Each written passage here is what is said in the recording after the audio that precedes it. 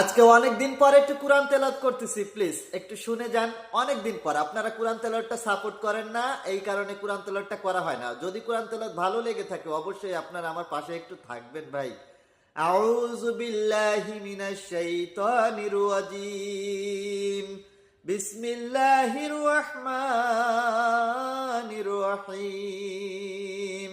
والتين والزيتون وطور سينين وهذا البلد الأمين لقد خلقنا الإنسان في أحسن تقويم ثم رددناه أسفل سافلين إلا الذين آمنوا وعملوا الصالحات فلهم أجر غير ممنون فما يكذبك بعد بالدين أليس الله بأحكم الحاكمين